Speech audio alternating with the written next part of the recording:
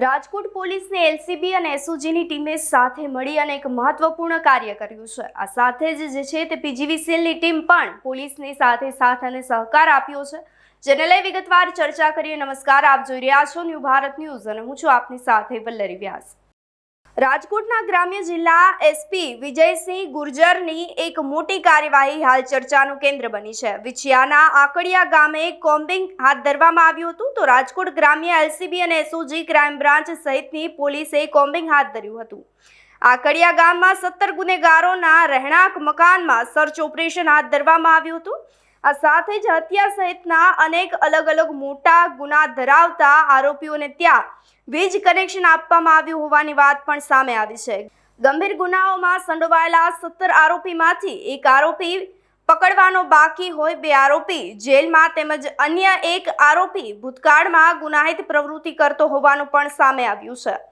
આકડિયા ગામમાં 33 બિનકાયદેસર વીજ જોડાણો મળી આવ્યા છે। આ સાથે જ હવે ગામમાંથી અલગ જગ્યાઓ પરથી 10,000 મીટર કેબલ પણ મળી આવ્યા છે। જસદણ પીજીવીસીએલ દ્વારા વીજ ચોરી કરનારને 21 લાખનો દંડ ફટકારવામાં આવ્યો છે। રાજકોટ ગ્રામ્ય એસપી વિજયસિંહ ગુર્જર તેમજ પીજીવીસીએલની ટીમે મોટી સંખ્યામાં પોલીસ બંદોબસ્ત સાથે સર્ચ ઓપરેશન હાથ ધર્યું હતું। આરોપીઓના ઘરમાંથી 7 જેટલા અલગ વાહનો પણ ડિટેઇન કરવામાં આવ્યા છે। તો આ તકે જે છે તે જસદણ, વિછિયા, આટકોટ અને ભાડલા સહિતના તમામ વિસ્તારોની અંદર પોલીસ દ્વારા સર્ચ ઓપરેશન હાથ ધરવામાં આવ્યું છે।